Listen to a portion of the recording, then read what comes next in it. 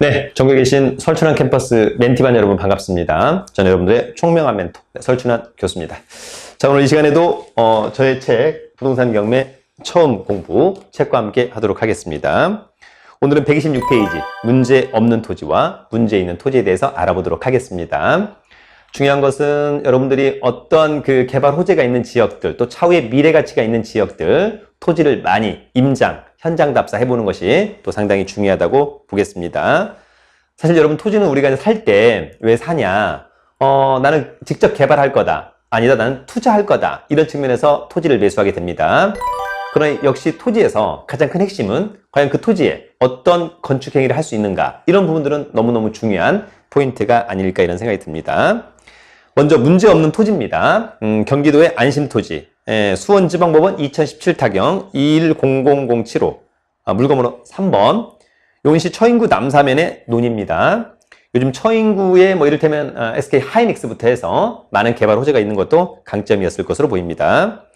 요거 127페이지의 태인의 사이트를 보면 사건번호 2017 타경 21007 물건번호 3번 논입니다. 감정가 2억 2200 한부 유찰돼서 1억 5500 토지 면적이 715평인 거니까 뭐 나쁘진 않겠죠. 물건 번호가 1번부터 8번까지 한 사건에 진행되는 거니까 입찰표 쓸 때 사건 번호 외에 물건 번호를 꼭 기재해야 된다. 이렇게 정리하시면 좋을 것 같습니다.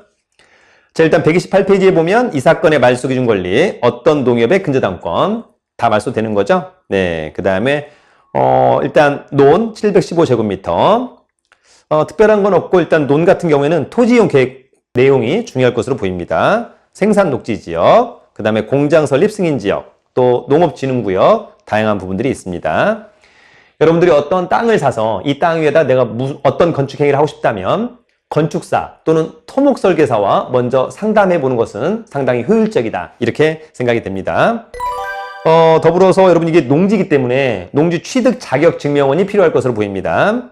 남사면인 거니까 남사면사무소에 가서 발급을 받으시면 될 것 같고 또는 온라인으로 민원24에서 발급을 받아도 좋을 것 같습니다. 매각 결정기일이 끝나기 전까지 해당 경매에 제출해야 된다. 129페이지의 매각물건 명세서 맨 위에 두 번째 칸 중간에 최선순위 설정일자, 근저당권, 임차인에게 없고 비고란에 매각 결정기일까지 농지 취득 자격증명 요한다. 만약에 안 내면 보증금 미반환 하겠다. 이런 커멘트가 있습니다. 반드시 낙찰받고 일주일 안에 농지 취득 자격증명원을 발급받아서 법원에 제출해 줘야 된다라고 하는 점을 꼭 기억해 두시기 바랍니다. 다음은 129페이지에 문제 있는 토지입니다. 경기 조심 토지라고 하는 부분이 있습니다. 사건 번호는 수원지방법원 2018 타경 50592호 사건입니다. 토지가 역시 이제 이번엔 밭입니다. 258평 정도, 감정가 2억 6천만 원인데 한 번 떨어서 1억 8,200까지. 물건 번호 1번밖에 없는 거니까 물건 번호는 써도 되고 안 써도 되고 이런 개념일 것으로 보입니다. 일단은 뭐 사진으로 봤을 때는 뭐 나쁘지 않다 이런 느낌이 들고요. 131페이지에 위에 사진을 보면 이 사건 말소 기준 권리가 강제 경매. 그래서 강제 경매 개시 결정 기입 등기 될 것 같고 전부 다 말소가 됩니다. 그러나 아쉽게도 그 위에 소유권 가등기가 선순위로 되어 있다라고 하는 점은 상당히 불편하다. 이렇게 여러분들 이해를 하시면 좋을 것 같습니다. 따라서 132페이지에 보면 매각물건 명세서 중간에 중하단에 보면 등기된 부동산에 관한 권리 또는 가처분으로 매각으로 그 효력이 소멸되지 아니하는 것에 이 사건 소유권 가등기가 되어 있다고 하는 점을 여러분 꼭 기억을 해두시면 좋을 것 같고요. 최악의 경우에 이런 거 낙찰을 받았다가 이 소유권 가등기가 나중에 본등기를 해버리게 되면 소유권을 빼앗길 수 있다고 하는 측면에서 일단 입찰은 주의해야 된다라고 하는 점입니다. 함부로 낙찰받아서는 안 된다. 이렇게 좀 정리하시고요. 농지 취득 자격 증명원을 꼭 발급받아서 제출해 주어야 된다라고 하는 점을 여러분들이 꼭 기억해 두시길 바라겠습니다. 어쨌거나 선순위 소유권 가등기 인수한다. 낙찰받았을 때 최악의 경우에 소유권을 빼앗긴다라고 하는 점을 꼭 기억을 해두시면 좋을 것 같고요.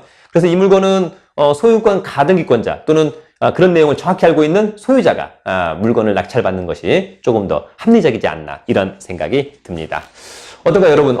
오늘은 또 문제 있는 토지, 문제 없는 토지에 대해서 한번 알아봤는데요. 그렇게 어렵지는 않습니다. 또 실무적으로 보면 권리상의 하자가 있는 그런 물건은 거의 없는 편입니다. 저희가 이제 공부를 위해서 이렇게 이야기를 하고 있습니다만, 그래서 너무 겁을 먹지 않았으면 좋겠다, 이런 생각이 듭니다.